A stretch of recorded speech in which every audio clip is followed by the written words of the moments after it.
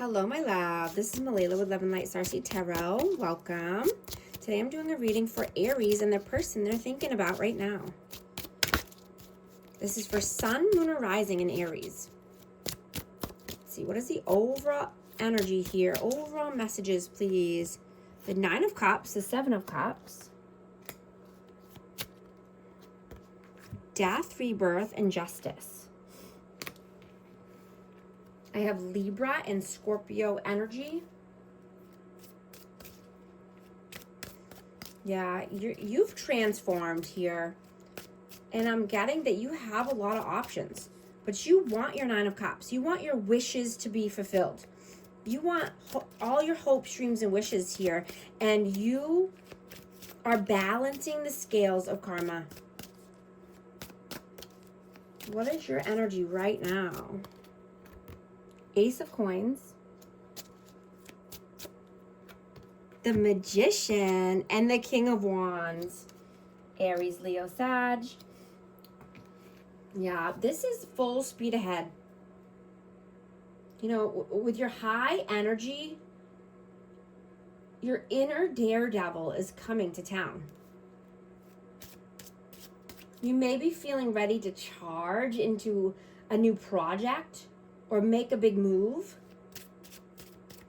But your optimism is high.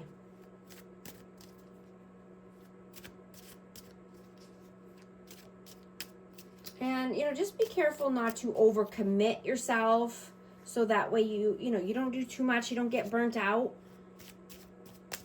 But you're a manifesting machine right now. What is their energy? The Tower, the Hermit, and the Seven of Swords. I have Virgo energy, but, you know, someone could be sneaky.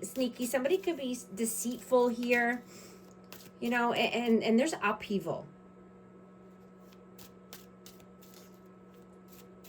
You know, I'm getting that, you know, this could be friends or family. They might be, you know, trying to bring some drama or power struggles into your life or tension.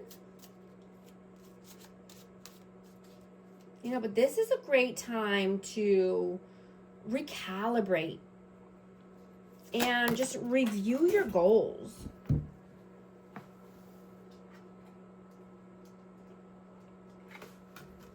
I'm going to note these, but I just dropped the Lovers, the King of Cups, and the Page of Wands. Wow.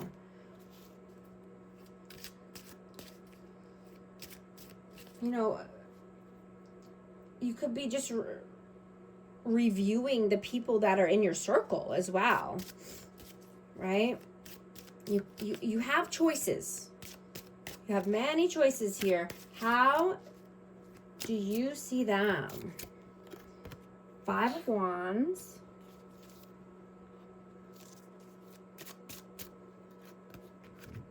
Six of Coins and the Eight of Swords.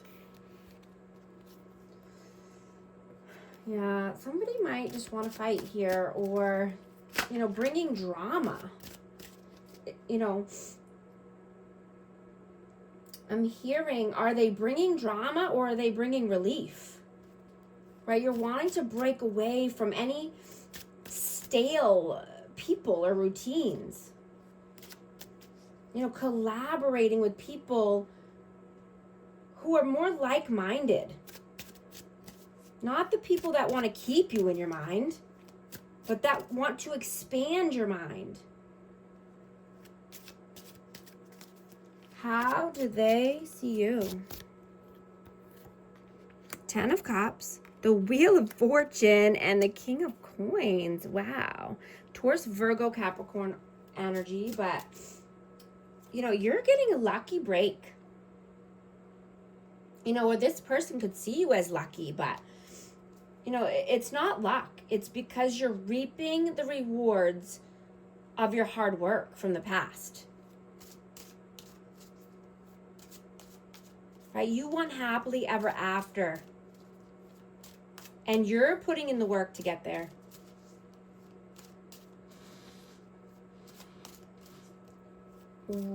How do you feel about them? Two of Swords, Eight of Cups, Two of Cups, and the Three of Cups. Wow. So you feel this person is a soulmate. This could be a high-level soulmate. You could see this as your person. But you could be in your head about a decision here. And you could see this person as just, you know, either they go out, they party, they could drink, but they like to celebrate. You know, they like to be around other people, is what I'm getting. They don't like to be alone. How do they feel about you? Six of Cups, Five of Cups, and the Page of Cups. Yeah, they're definitely missing you. There's nostalgia here. This could be a person from the past. They're sad, depressed. They're thinking about, you know, things that they did in the past or things that were said. But I'm getting that this person wants to come in with you know, their cup of love or an apology here. You know, they're about to break no contact. You know, and they're coming in with some kind of exciting news or a gift. What are you doing right now? King of Swords. Whoa, the World, Six of Swords, and the Nine of Swords. Aquarius, Libra, Gemini. But you are very focused on your goals. You want to start a new cycle here. You're focused on creating the world of your dreams. You know, you could be focused on productivity, you know, and just watch for a turning point. You know, your ideas are gold. But just be careful or beware of any power struggles. Right? So that way you're not in your head and you can sleep well at night. You can have some honest, clear communication. What are they doing right now? Queen of Cups. Page of Wands, Four of Cups, and the Ten of Coins. You know, I'm getting that this person is healing or they need to heal. And this could be from childhood. This could be childhood trauma, a family dynamic. You know, this could be around finances or just family legacy or reputation in general.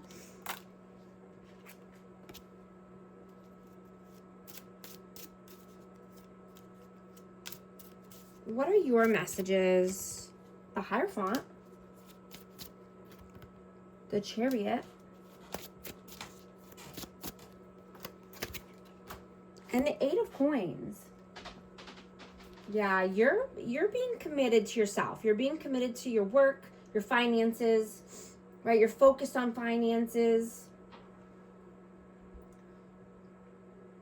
And, you know, you just want to move forward, right? You want